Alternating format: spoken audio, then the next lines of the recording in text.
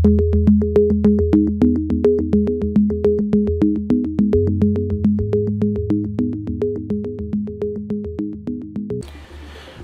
warahmatullahi wabarakatuh. Bismillahirrahmanirrahim. Oke, hari ini saya lebih versinya kita baca buku ya. Nah, di sini saya punya buku Bisnis Sukses Menyusun Rencana Bisnis Lengkap dan Terpadu. Ini tulisannya Ignas G. Siddiq. Nah, jadi sesuai dengan pertemuan topik kita hari ini itu adalah rencana bisnis ya. Nah, jadi rencana usaha atau rencana bisnis ya, kemudian manfaat rencana bisnis dan pembuatan rencana usaha. Nah, ini kebetulan di buku ini juga ada dibahas tentang dari perencanaan sebuah bisnis. Nah, jadi ini ada di bab 5. Ini kalau kita baca bersama-sama versi rencana bisnis ya. Nah, jadi di sini si Siddiq, Pak Siddiq ya, kita sebut saja ya. Ya, Pak Siddiq. Ini rencana bisnis itu dia menjabarkan mimpi mengenai usaha baru yang akan kita dirikan ya. Nah, jadi dokumen ini membuat dan merinci hal-hal penting yang akan Anda lakukan. Jadi perencanaan bisnis itu diperlukan kalau memang kita benar-benar ingin menjalankan bisnis itu memang dengan sungguh-sungguh lah seperti itu. Tidak cuma saya mau coba bisnis coba-coba gitu, enggak ya. Jadi nanti di perencanaan bisnis ini nanti ada beberapa tahap yang harus dilakukan oleh seorang yang ingin memulai usaha. Nah, rencana bisnis ini tidak terbatas pada bisnis untuk laba saja. Jadi individu atau lembaga nirlaba pun perlu memulai suatu kegiatan atau kegiatan usaha dalam pelayanannya. Misalnya lembaga sosial seperti rumah sakit atau klinik untuk pelayanan masyarakat. Jadi itu juga direncanakan ya.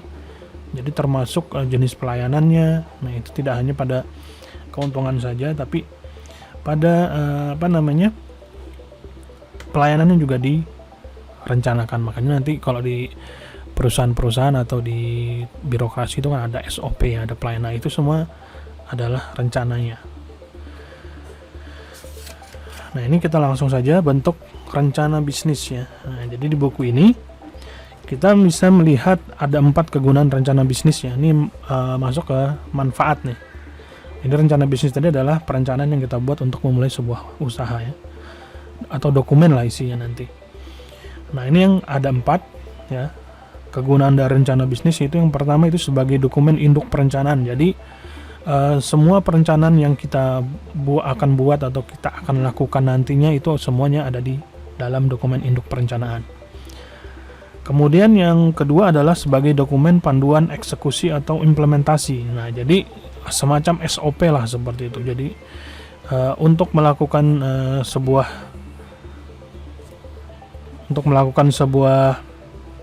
kegiatan atau sebuah misalnya kayak pelayanan tadi, itu sudah ada panduannya. Kemudian yang ketiga, dia sebagai dokumen komunikasi ke pihak-pihak calon pendukung usaha. Nah, ini rencana bisnis ini juga bisa digunakan untuk kita mencari investor ya. Misalnya siapa tahu nih kita perlu dana tambahan. Nah, kita mencari investor-investor yang dari luar misalnya untuk bergabung dan join supaya menanamkan modalnya ke usaha kita. Nah, ini kita perlu juga memaparkan rencana bisnis. Nah, jadi nanti kegunaannya rencana bisnis itu ada banyak. Kemudian yang keempat itu sebagai dokumen untuk mencari pembiayaan. Nah, ini juga sama ya, calon pendukung usaha dan pembiayaan. Jadi kalau kita mencari dukungan orang lain juga pasti kan kita nanti juga untuk dokumen untuk mencari pembiayaannya.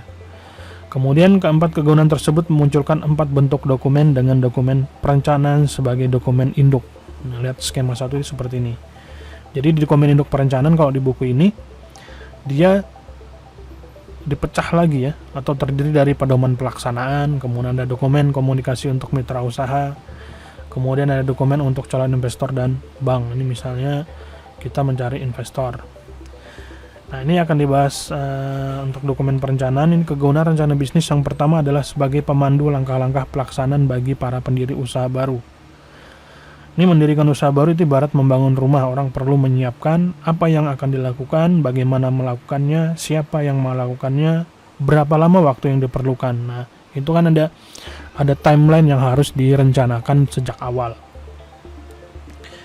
Nah, namun berbeda dengan membangun rumah, pendirian usaha baru itu untuk menghasilkan keuntungan. Nah, jadi nanti memang plannya harus benar-benar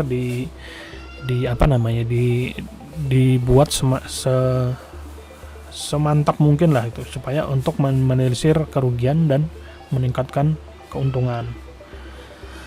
Nah, ini usaha baru itu selalu melibatkan banyak pihak dalam dan luar usaha. Jadi seperti calon pemasok, calon distributor, ini adalah luar ya.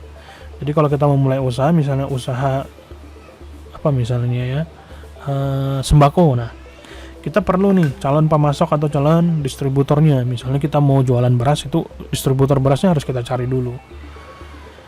Nah, biasanya kan kalau di distributor seperti itu ada ada minimal order dan lain-lain. Nah, ini harus direncanakan juga.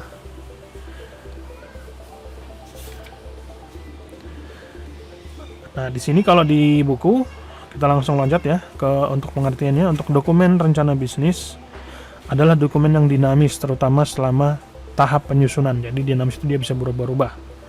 Ini memungkinkan semua pihak mengidentifikasi masalah potensial dan titik-titik kesalahan fatal karena semua melihat rencana tertulis gabungan tersebut. Jadi nanti bisa dikoreksi gitu loh.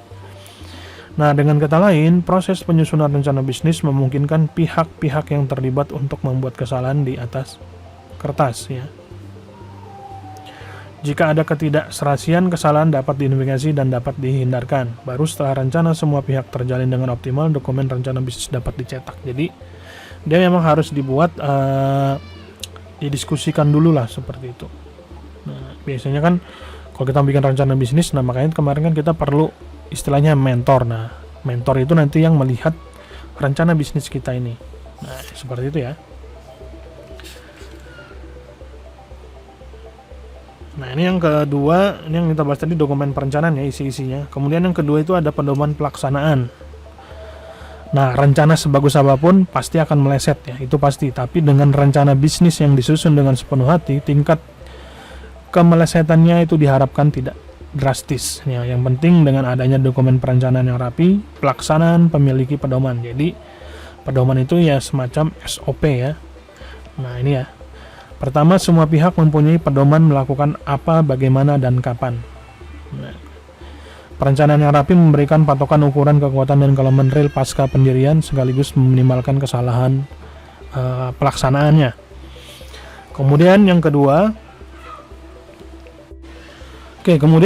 ya, ini semua pihak mempunyai pedoman memahami angka-angka keuangan dan operasional usaha. Jadi kalau kita ingin usaha kita tuh mendapatkan investor, nah itu biasanya kita harus terbuka juga soal keuangan. Jadi nanti investor itu bisa memikirkan, modalnya sekian, jadi saya harus menanamkan sekian nih supaya bisa. Nah, itu sebagai pertimbangan calon investor atau calon mitra usaha kita lah, seperti itu. Nah, angka ini disajikan dalam rencana bisnis. Nah, di satu sisi biaya atau pengeluaran kas sering melesat, artinya maju dengan pesat ya, bukan meleset ya, di atas yang direncanakan. Di sisi lain, penerimaan penjualan umumnya pasti meleset atau pakai artinya tidak sama dengan harapan. Nah, jadi terkadang itu biaya pengeluaran itu bisa melebihi dari biaya pemasukan. Nah, ini wajar saja ya, makanya nanti harus ada manajemen keuangan.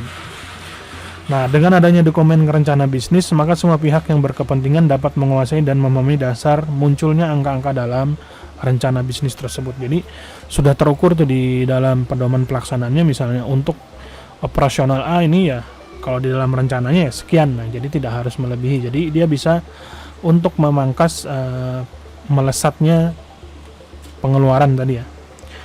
Nah, kemudian yang ketiga adalah dokumen komunikasi untuk mitra usaha. Nah, ini rencana bisnis ini juga bermanfaat untuk mengkomunikasikan usaha baru guna mendapatkan dukungan dari pihak lain selain para pendiri awal. Misalnya saat mencari pemegang saham baru yang akan ikut aktif menjalankan bisnis bersama para pendiri awal, calon pemasok, calon distributor, dan calon anggota tim inti yang bukan pemegang saham yang akan direkrut. Nah, ini perlu ada dokumen komunikasi untuk mitra usaha.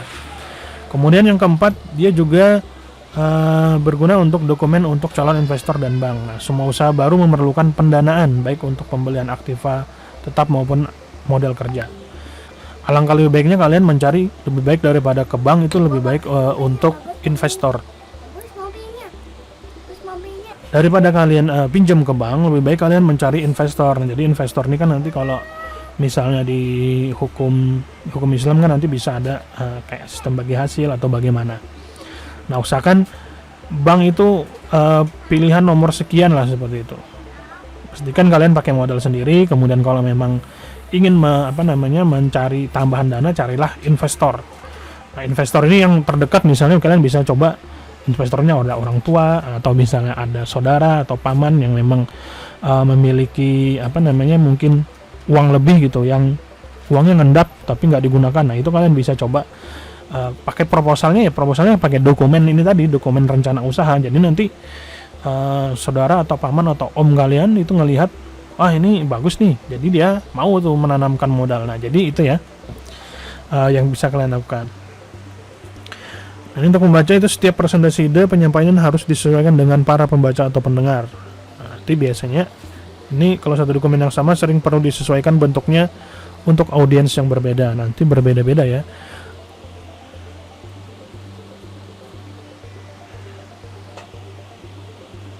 Nah, oke, jadi setiap presentasi ide itu nanti penyampaiannya harus disesuaikan dengan para pembaca atau pendengar.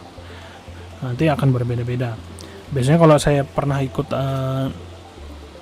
semacam workshop ya untuk bagaimana cara investor, itu penentuan kita tidak perlu membuat proposal itu panjang-panjang. Semakin singkat semakin jelas kalian membuat membuat sebuah proposal usaha, itu semakin bagus. Karena kalau namanya kayak kalau di sini kan ada angel investor, itu kalau investor besar itu mereka itu berorientasi pada waktu. Jadi kalau kita terlalu bertele-tele menjelaskan tentang usaha kita, itu biasanya mereka juga males gitu. Yang pasti kita pada intinya saja, jenis usaha kita apa, manfaatnya apa untuk orang lain, untuk investor apa, kemudian sistemnya bagaimana yang diinginkan, kemudian yang pasti yang paling utama itu prospek ke depan dari usaha ya.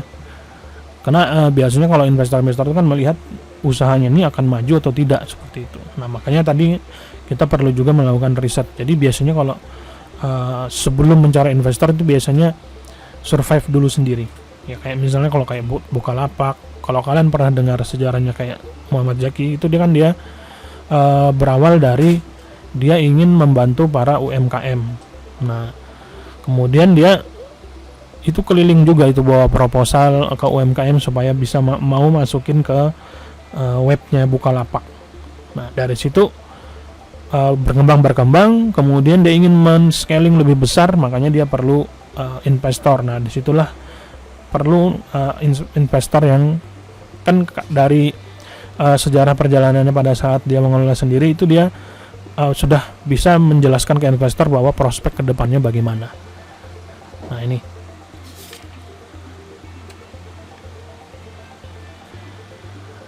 ini untuk pembaca bisnis itu ada dua ya. Kalau dari pembaca rencana bisnis kita tadi, yang pertama itu ada pihak internal, ada pihak eksternal ya, yang terbagi. Kalau pihak internal itu sebagai dokumen penyatu visi di antara pihak internal, yaitu seluruh tim inti perusahaan baru, dokumen rencana bisnis perlu disajikan mendetail. Jadi kalau untuk pihak internal, rencana bisnis itu untuk menyamakan persepsi, visi, dan misi tim di dalam usaha itu tersebut. Ya, misalnya kalau kalian usahanya bareng ada tim-tim intinya, misalnya nggak sendirian, nah itu perlu ada hal ini. Kemudian pihak eksternal, nah ini adalah dokumen rencana bisnis untuk mengkomunikasikan bisnis yang direncanakan guna mendapatkan dukungan pihak luar. Ya. Nah, di sini untuk calon pemegang saham dan sumber pendanaan lainnya, jadi itu diperlukan juga untuk pihak eksternal. Nah, di buku ini kita langsung loncat saja, saya ambil inti-intinya saja ya. Ini apakah ada bermacam-macam rencana bisnis? Ada ya dan tidak jawabannya. Ya, karena penekanan isi suatu rencana bisnis bisa bermacam-macam sesuai keperluan. Berkisar dari yang sangat rinci untuk keperluan panduan eksekusi hingga sangat ringkas, hanya membuat ringkasan pokok dalam suatu lembar untuk bacaan pengantar. Jadi bisa banyak bisa enggak ya, modelnya lah seperti itu. Kemudian tidak karena terperinci atau ringkas berasal dari satu dokumen induk yang sama. Apapun bentuknya, dokumen induk harus sama penyajiannya dan fokus presentasi saja yang berbeda. Jadi kalau macam-macam rencana bisnisnya ada dua perspektif ya.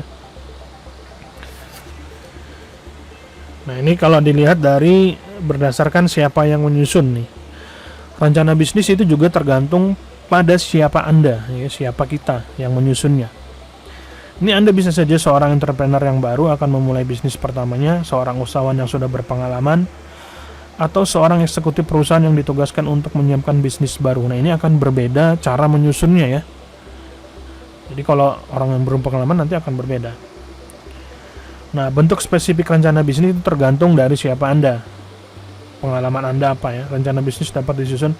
Mungkin kalau misalnya kita entrepreneur awal atau yang masih awam gitu ya. Mungkin kalau kita mencari investor ya ngobrol-ngobrol biasa saja itu mungkin sudah termasuk termasuk proposal gitu loh. Tapi alangkah lebih bagusnya kalau kalian siapkan dokumen lah supaya orang itu sambil kita menjelaskan orang juga bisa melihat. Rencana bisnis untuk keduanya akan dibaca oleh kelompok orang berbeda dengan kebutuhan yang berbeda pula. Nah, ini kalau dilihat-lihat yang pertama ada rencana bisnis yang merupakan bagian dari perusahaan induk. Nah, ini berarti usaha rencana bisnis pengembangan usaha baru ya. Rencana bisnis sebagai bagian perusahaan besar dapat mengandalkan kekuatan perusahaan induk dalam berbagai sisi. Nah, ini biasanya dia akan menggunakan istilahnya itu menggunakan usaha dia yang sebelumnya itu sebagai contoh gitu. Misalnya pemasaran, distribusi dan manufaktur. Nah, kalau usaha yang sebelumnya itu kan dia sudah bisa ada pemasaran, ada distribusi, ada manufaktur. Jadi dia akan memanfaatkan tiga elemen ini dari usaha yang sebelumnya itu untuk memasukkan produk baru mereka. Nah, ini ya. Rencana bisnis semacam ini tidak perlu memberikan penjelasan yang sangat mendetail tentang hal-hal tersebut. Jadi tidak perlu mendetail, dia cukup perusahaan saya yang sebelumnya ini sudah menguasai pasar di mana gitu. Nah, jadi usaha baru yang akan saya buat ini nanti menggunakan jalur yang sudah saya buka. Nah, seperti itu ya. Kemudian di sini rencana bisnis bagi seorang para entrepreneur atau usaha yang baru berdiri sendiri. Nah, ini akan berbeda lagi ya. Jadi usaha baru yang berdiri sendiri itu tidak mempunyai banyak sumber daya. Dalam hal ini pembaca rencana bisnis akan menuntut penjelasan mendetail atas kegiatan yang memang harus dimulai dari awal. Nah, kalau orang yang sudah punya perusahaan jadi dia tidak perlu mendetailkan dari awal harus mengapain. Tapi kalau kita yang baru atau usaha baru berdiri sendiri itu kita harus menjelaskan detail-detail apa yang akan kita lakukan, strateginya apa yang akan kita capai nanti. Nah, itu ya. Ini rencana pemasaran misalnya harus dijelaskan dengan sangat teliti dan mendetail. Misalnya, saya punya ini Pak untuk pemasaran, saya punya teman-teman atau jaringan misalnya di organisasi saya. Nah, saya bisa memanfaatkan itu. Nah, itu bisa kalian pakai seperti itu. Nah, tuntutan yang sama juga akan dikenakan pada kegiatan lain dalam usaha baru ini. Jadi mungkin memang lebih berat ya untuk di awal. Tapi kalau memang sudah berjalan, kalau kalian misalnya usaha sendiri sudah jalan, nah itu sudah menguasai jalur distribusi dan lain, itu akan lebih mudah mencari investor. Ini beberapa kelemahan penulisan rencana bisnis. Kelemahan penyusunan rencana bisnis yang sangat sering terjadi menurut buku ini ya, itu dikelompokkan menjadi 3. Yang pertama adalah kelemahan penguasaan bisnis dan kecukupan informasinya. Jadi ini penting ya. Jadi kita harus bisa menguasai bisnis yang kita lakoni apa dan informasi tentang bisnis tersebut. Kemarin sudah saya bahas di yang podcast sebelumnya. Itu kita harus terus belajar gitu loh. Walaupun kita sudah menguasai sebuah bisnis bidang A, kita harus tetap inovasi baru. Kemudian yang kedua adalah kelemahan pengembangan strategi dan rencana-rencana fungsionalnya. Yang ketiga adalah kelemahan penyusunan proyeksi keuangan dan kelayakan dari sebuah bisnis. Nah, ini kita bahas satu-satu. Yang pertama, kelemahan dari penguasaan bisnis dan kecukupan informasi. Itu yang pertama, penulis tidak menguasai detail bisnis yang direncanakan. Jadi makanya kemarin kan kalau kalian mau mulai suatu usaha itu alangkah lebih baiknya memulai suatu usaha yang di bidang kalian atau bidang passion kalian. Kalian senangnya bidang apa, itu yang digeluti. Nah, supaya detail bisnis yang direncanakan tuh bisa terlihat. Kemudian penulis tidak memahami detail segmen pasar yang dituju. Nah, ini juga fatal ya. Kita tidak tahu kemana nanti menjual produk atau jasa yang akan kita tawarkan.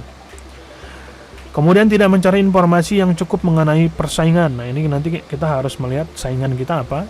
Makanya kita harus berinovasi ya supaya tetap bisa bertahan atau survive. Karena adanya persaingan bisnis.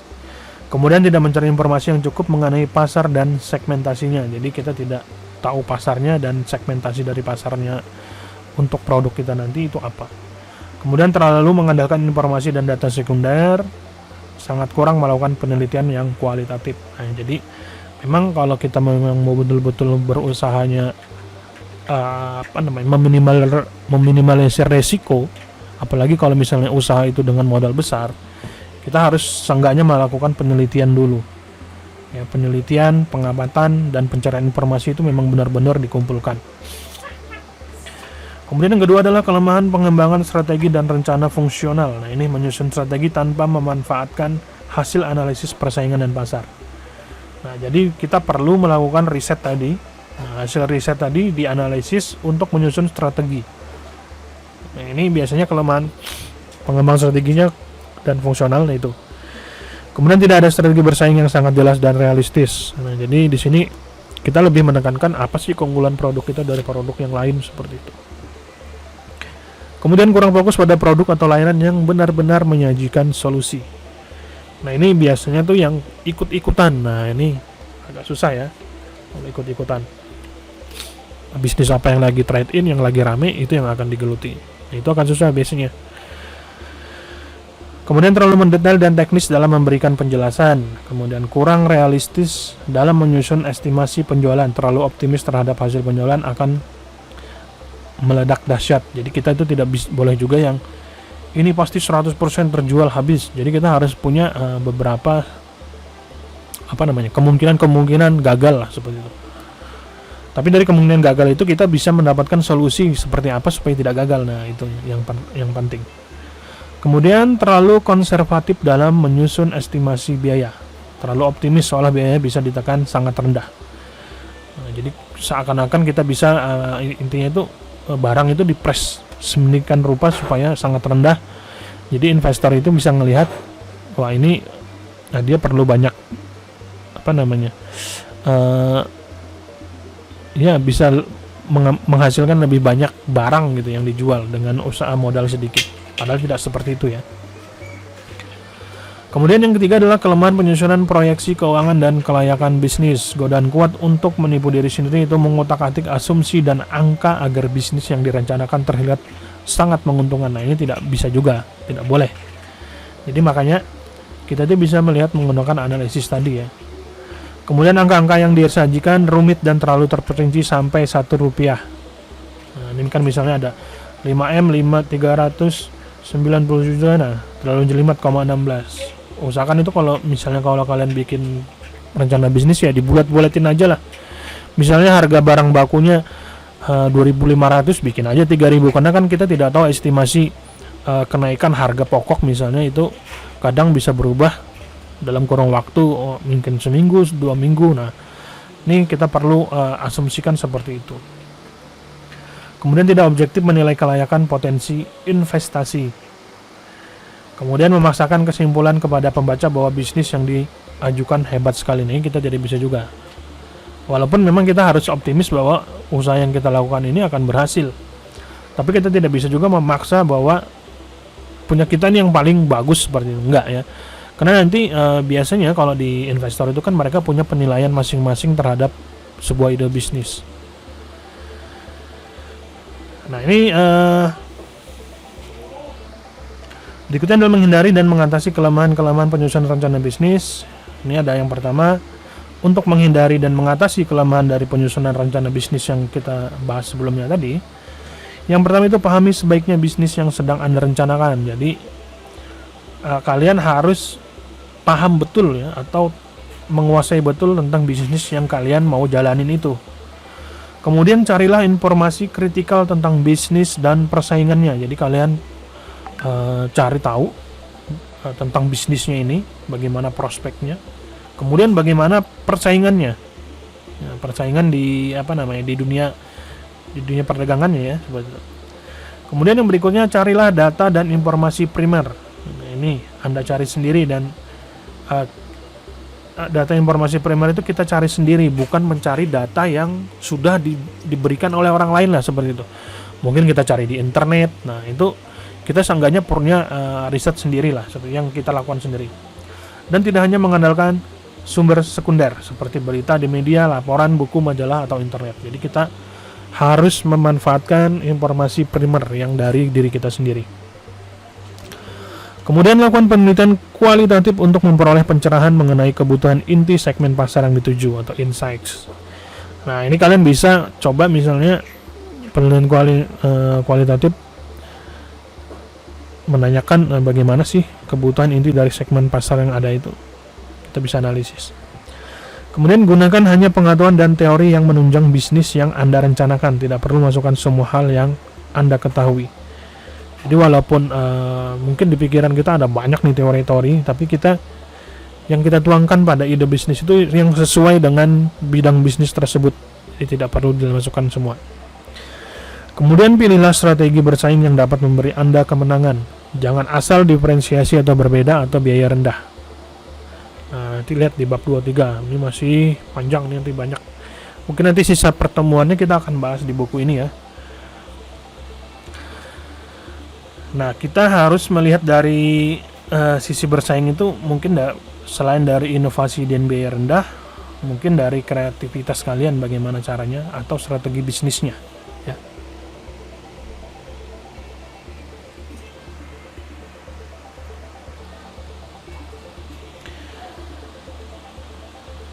Kemudian harus berhati-hati dalam menyusun estimasi rencana penjualan, menggunakan alur bisnis Anda. Kemudian jangan terlalu mempercayai angka-angka proyeksi Anda. Jadi kita harus ada rank yang berbeda lah daripada angka-angka proyeksi kita. Kemudian konservatif dalam mengestimasi angka penjualan. Lakukan analisis sensitivitas, misalnya kurangi beberapa puluh persen lalu lihat efeknya. Nah, ini untuk penyusunan anggaran ya. Kemudian konservasi dalam mengestimasi angka-angka biaya. Lakukan analisis, misalnya tambahkan beberapa puluh persen. Nah, ini ya, kalau di penjualan itu kita kurangin kan, mungkin target kita misalnya 100 juta misalnya. Nah, itu kita kurangin lah, misalnya targetnya 90 juta. Walaupun sebenarnya dari rencana kita itu dia akan mendapatkan profit 100, tapi kita ada ranknya supaya supaya terlihat nih efeknya bagaimana. Kemudian angka-angka jangan disajikan terlalu rumit, tuliskan secara ringkas ya, misalnya hindari penulisan yang ada koma-koma. Nah, misalnya seperti ini, 380 ini lebih baik dijadikan jadi 5M 390 juta. Nah, seperti itu ya.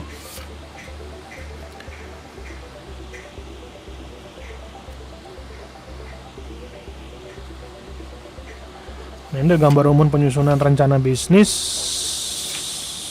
Oke, ini kita bahas ya.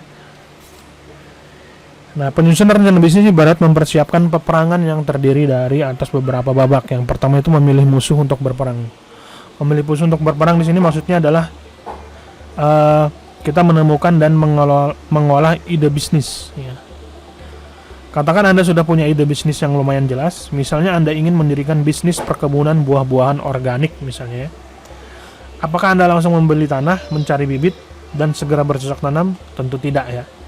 Jadi di buku ini ide mudah yang didapat, tetapi untuk mengolahnya menjadi bisnis yang berhasil Anda harus bekerja keras. Jadi kalau ide itu kan semacam angan-angan kita ya. Ide adalah angan-angan kita. Oh, seperti ini ide saya. Kemudian angan-angan saya jadi sukses. Nah, tapi dalam pelaksanaannya tidak semudah itu kan. Ada istilah tidak semudah itu, Ferguson. Nah, seperti itu ya. Nah, ini untuk mengaplikasikan ide kita itu kita harus bekerja keras. Nah, ini Anda perlu mempelajari latar belakang yang penting bagi bisnis yang Anda rencanakan. Nah, ini kita lihat di skema 61 ini ya, 3 babak persiapan perang ya. Yaitu melakukan analisis medan bisnis sebelum menyusun rencana bisnis. Nah, ini bagian 1, ada bagian 2 dan bagian 3. Ini nanti akan dibahas di bagian D. Bagian D itu nanti ada di belakang rasanya. Nah, ini kan masih bagian B, nanti akan dibahas di bagian D. Ini kita bahas ini dulu. Nah, pada bagian ini tidak ditulis sebagai dokumen formal. Jadi pada tahap ini kita menganalisis medan dan daya tarik bisnis itu tidak perlu ditulis dokumen formal ya. Ini adalah ide bisnis awal kita, produk dan pasarnya bagaimana. Yang perlu dilakukan adalah analisis medan dan daya tarik bisnis. Jadi kita pahami dulu nih, produk ini cocok nggak di sebuah kota atau tempat kita akan memasarkan produknya. Kemudian bagaimana sih daya tarik masyarakat tentang atau keterbutuhan masyarakat dari produk yang akan kita jual. Itu masih kita awang-awang kan idenya. Nah, ini untuk bagian kedua nanti akan dibahas di bagian C. Nah, ini ya. Nanti mungkin akan saya jelaskan berbeda ya. Karena ini nanti masing-masing ada sendiri. Nah, ini ada banyak ya. Nah, itu di bagian 2 ini adalah pematangan ide bisnis ya. Itu berupa produk dan pasarnya, kemudian pemahaman dunia bisnis terkait. Nah, ini nanti dari ide bisnis yang ada tadi ya, yang di sini tadi, pematangan ide bisnisnya. Itu kita juga melakukan pemahaman dunia bisnis terkait dengan yang akan kita dalami. Kalau dalam contoh hal ini tadi adalah dalam hal perkebunan buah-buahan organik ya. Nah, pada bagian 2 ini kita perlu ditulis sebagai dokumen formal. Nah, ini kita sudah melakukan strategi rencana, strateginya apa, rencananya bagaimana, dan proyeksi usaha bisnisnya bagaimana. Nah, di sini dilakukan analisis bisnis dan kesimpulan ya. Nah, kemudian nanti di bagian 3 itu akan dibahas tentang dokumen formal dan presentasi. Jadi bagaimana cara membuat dokumen formal dan bagaimana presentasinya.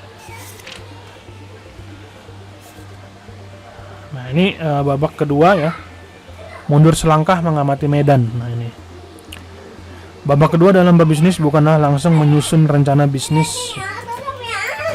Oke, babak kedua adalah mundur selangkah dan mengamati medan. Yang pertama tadi memilih musuh untuk berperang.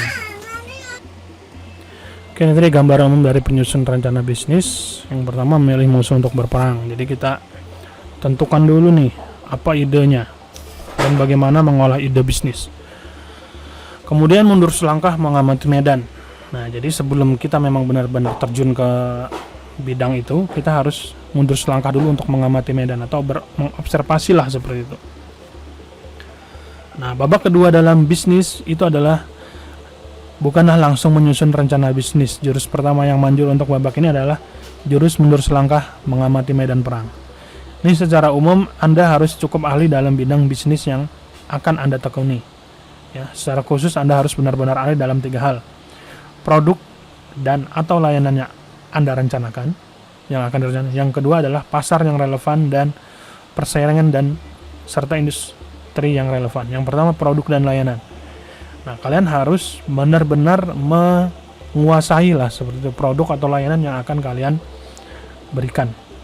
Nah, ini sangat penting. Jadi jangan sampai pada saat orang bertanya, Mbak ini atau Mas ini keuntungan produknya bagaimana, kalian nggak tahu nih, taunya jual aja gitu ya. Nah, ini kalian harus penting, jadi supaya lebih meyakinkan pasar lah. Kemudian yang kedua adalah pasar yang relevan. Jadi kalian harus mengamati pasar-pasar yang relevan dengan produk kalian itu apa. Kemudian persaingan serta industri yang relevan. Nah, kalian juga harus melihat nih pesaing bisnis kalian yang ada di tempat yang akan kalian dirikan usaha nanti. Itu ada berapa, siapa saja, dan metodenya apa yang mereka lakukan. Nah, sebagai contoh nih, ada ingin berbisnis kedai kopi. Jadi bukan sekedar kedai kopi, tapi kedai yang membuka banyak gerai di berbagai wilayah kota, di berbagai kota dalam waktu 2 tahun. Nah, jadi di sini perlunya sebuah rencana bisnis. Kita tidak hanya melihat saya punya kedai kopi, tidak hanya cuma kedai kopi gitu loh. Jadi kita juga memikirkan ke depannya bagaimana cara membuka cabang, cara proyeksi ke depannya dalam 2 tahun nanti harus scale up yang besar. Nah, Nah, ini Anda perlu menjadi ahli dalam perkopian, mengamati pasar dan persaingan kopi ya. Seenggaknya kalian harus ahli dalam bidang kopi ya. Nah, jadi nanti mungkin kalian bisa belajar tentang jenis-jenis kopi itu apa. Kemudian di setiap daerah itu kan dia punya masing-masing cita rasa kopi dan masing-masing. Nah, itu bagaimana cara mempelajarinya. Nah, kalaupun Anda ahli produk kopi termasuk teknologinya, itu pun belum cukup. Ini misalnya kalau kita sudah ahli nih, itu belum cukup. Dunia bisnis itu penuh dengan penemu dan inovator yang tidak berhasil memasarkan karya mereka. Jadi banyak penemu atau inovator yang tidak berhasil memasarkan karya. Jadi inovasi-inovasi yang sudah terjadi itu sudah ada mungkin ya, dan itu tidak laku di pasaran. Nah, ini menguasai secara sangat mendalam dari segi teknis tidak cukup untuk berhasil dalam bisnis. Nah, seandainya Anda adalah ahli menjual dan apapun bisa Anda jual dengan sukses, tapi Anda tidak mengerti tentang produk pasar dan persaingan secara mencukupi, bagaimana bisnisnya bisa sukses? Nah, kalau kita tahunya menjual saja tidak tahu tentang produknya ya gimana juga ya, agak susah. Kemudian hasil analisis ini bisa saja tidak Anda laporkan dalam perencanaan bisnis Anda, tetapi mutlak Anda lakukan, memang harus dilakukan. Walaupun di perencanaan bisnis kita itu tidak ada menyebutkan tentang observasi ini, tapi seenggaknya step ini harus dilakukan ya. Hasil akhir yang terpenting dari jurus yang kedua ini adalah Anda bisa mematangkan ide bisnis Anda dengan batasan produk atau layanan yang jelas. Jadi dengan melihat potensi di pasar, kemudian ada inovator-inovator yang gagal itu yang tidak laku, itu kita bisa lihat, oh kita misalnya idenya sama nih yang kita bikin ya, kita jangan melakukan hal itu yang gagal ya. Kemudian yang kedua, mengetahui faktor-faktor penting yang melatar belakangi kesuksesan suatu bisnis. Jadi kita bisa melihat nih latar belakang orang yang bisnis sukses itu, dia latar belakangnya bagaimana, proses bisnis yang dia lakukan. Nah, hal ini nanti akan dibahas di bagian B, itu bab 7 dan sampai 18. Nah, ini ada banyak bukunya. Jadi semoga nanti sampai akhir perkuliahan bisa selesai ya. Kemudian yang ketiga adalah memutar otak, menyusun rencana. Nah, dalam babak ini kita mengolah ide Anda menjadi gerakan-gerakan yang eksekutif membawa hasil. Anda dapat meliputi semua sisi, merumuskan strategi, membuat keputusan, menyiapkan tindakan, dan menghitung angka-angka. Ini kita sudah tuangkan dalam sebuah dokumen ya. Nah, babak ini terdapat 3 jurus ya. Nah, ini nanti akan dilakukan di masing-masing bab masing-masing ya. Nah, untuk hari ini, untuk strategi bisnis yang bisa saya jelaskan itu sampai di sini dulu ya. Nanti lanjutannya akan saya infokan di WA group ya, atau di media pembelajaran kita. Oke, terima kasih atas perhatiannya. Assalamualaikum warahmatullahi wabarakatuh.